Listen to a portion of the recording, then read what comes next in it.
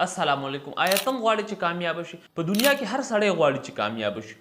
د کامیابی حاصلولو لپاره یو څلور ټیکټکس دي، یو څلور هیبټس دي، یو څلور عادتونه دي چې عادي ځان کې راوستو نو انشاءالله ته به لازمن کامیابي. خو د دې څلور ټیکټکس او څلور عادتونو نه مخکې زه تا په دې پوهیږم چې کامیابي وایي څه ته. کامیابی اصل کې یو ډیر پرسنل کانسپټ دی، دا د هر چا لپاره یو حیثیت نه لري. کامیابی اصل کې د ګول اچیوینګ ته وایي. که ستا ګول پیسې ګټل دي ډېرې او تا ډېرې پیسې وګټلې مطلب ته کامیاب شي. د بل کس مقصد سپریچول بلډینګ کول دي، مطلب ځان روحاني طور باندې بلډ اپ کول دي. هغه روحاني طور باندې ځان بلډ اپ کو، دین سره ځان وابسته وساتلو، هغه ځان کامیاب کو. نو دا د ستا ګول پورې ډیپینډ کوي چې ستا ګول څه دی. تا ته ګول حاصل شو ته کامیاب شو. کامیابي ډیفینیشن نه بعد ځان په یو دوه میتس باندې پوهیو، یو دوه غلط فهمیانې، دوه مسکنسپشنز دي چې په هغې باندې ځان پوهیو کړو. هغې نه بعد مخکې ځو چې هغه څلور هیبټس څه شی دي چې کوم کامیابي دپاره ضروري. هغې کې پیلنی مسکنسپشن دی هغه اوورنایټ سکسس دی. راتو رات کامیابي نه حاصلېږي. که تاسو د کامیابو خلکو بایوګرافیز وګورئ نو تاسو ته به پته شي چې د هغې د کلونو فیلیرز، د کلونو هارډ ورکینګ، د کلونو کنسسټنسي نه بعد هغې ته کامیابي حاصله شوې ده. پوره یو زندگی یو غټ ایکسپیرینس وي، د هغې نه بعد هغې ته کامیابي حاصله شوې. د دنیا ټولو نه زیات کامیاب ترین انسان حضرت محمد صلی الله علیه و آله وسلم، د هغې زندگی تاسو وګورئ. د 23 سال مسلسل جدوجہد نه بعد الله تعالی دا آیت را نازل کو چې اليوم اکملت لکم دینکم. هغې په خپل میشن کې کامیاب شو. خدای نه بعد دویم چې کوم مسکنسپشن دی نو هغه دا دی منی اکول سکسس. وی سکسس دا د پیسو برابر دی، مطلب چې چا سره څومره ډېرې پیسې دي هغه هغومره ډېر کامیاب. دا بالکل غلط کانسپټ دی. پیسې ګټل یو ضروری کار دی خو کامیابی پیسې ګټلو ته نه وایي. دې نه بعد اوس ځان په دې پوهه کا چې هغه څلور ټیکټکس څه دي، هغه څلور هیبټس څه دي چې هغه د کامیابي دپاره ټولو نه زیات ضروري دي. په دې څلورو هیبټس کې چې کوم پیلنی هیبټ دی نو هغه دا دی چې تا ته د خپل ګول کلیري.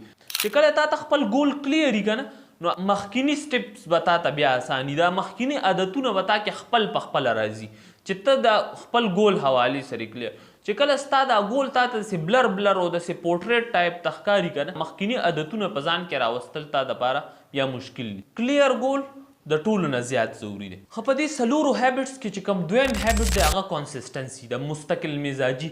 کامیاب خلک چې کله یو ځل یو مقصد ونیسي، یو ګول ونیسي نو بیا هغې نه شاته کیږي نه. که هغې کې هغه ته بیا نقصان رسي او که فایده رسي هغه بیا مخکې طرف باندې ځي، هغه رستو کیږي نه، هار نه مني. دا د کامیابو خلکو یو خصوصیت دی. حضرت عائشہ رضی الله تعالی عنہ فرمایي چې سئل النبي صلی الله علیه و آله وسلم ای الاعمال احب الی الله. وایي د رسول الله صلی الله علیه و آله وسلم نه یو ځل سوال وشو چې کم عمل الله ته ډېر خوښ دی. رسول الله صلی الله علیه و آله وسلم جواب ورکو چې ادومها وان قل، چې په کم عمل باندې همیشګي اختیار شي خو هغه د وړوکی ولي نه.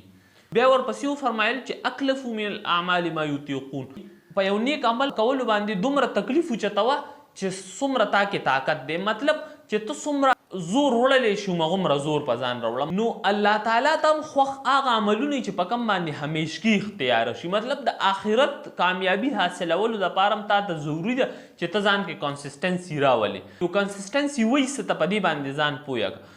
کنسسټنسي دې ته نه وایي چې ته سحر نه لګیا شه شپې پورې ځان ذلیله کړه او بیا سبا ورځې دپاره تا سره هېڅ هم نه بیا چې دی ستړی ستومانه پروت یې او د کار کولو در نه څه نه کېږي. بلکې کنسسټنسي دې ته وایي چې ته یو ګنټه کار وکړه خو هغه ګنټه کار ته روزانه کوه. دا د کامیابو خلکو یو خوبي.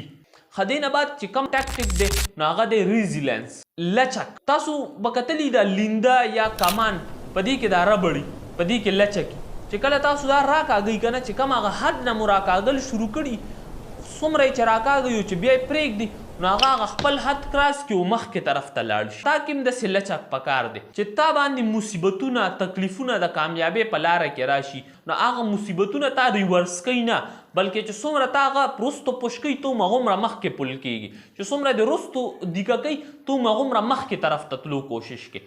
دا هم د کامیابو خلکو یو خوبي ده.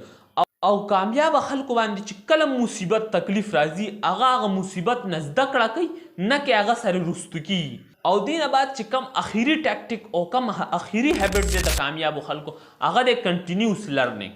کامیاب کس کلم ځان پوره نه ګڼي بلکې کامیاب کس هر ټیم کوشش کوي چې نوې څه زده کړي، څه نوې انوینشن وکړي. دا د کامیابو خلکو یو خوبي ده. که هغه په دینی معاملاتو کې وي نو هغه په علم کې ځان بالکل هغه حد درجې کې نه ګڼي، هغه ځان طالب علم ګڼي، هر ټیم ځان سټوډنټ ګڼي، هر ټیم د زده کړې په کوشش کوي. دا د کامیابو خلکو څلور خوبیانې وي. امید لرم چې خپله خبره مې در ورسوله. اخره کې به د نورو ویډیوګانو غونته کې نن بیا تاسو ته ووایم چې د فلسطین مسلمانان په خپلو دواګانو کې یاد ساتئ او په هر پلیټ فارم باندې د هغوی دپاره اواز اوچت کوي، د اسرائیلي پروډکټونو مکمل بایکاټ وکړئ، خپل بچي په دې باندې پویه کوي، خپل زنانه پویه کوي چې الله تعالی یې تاسو په دنیوي او په اخروي دواړو زندګیانو کې کامیابه کړي. والسلام، جزاک الله.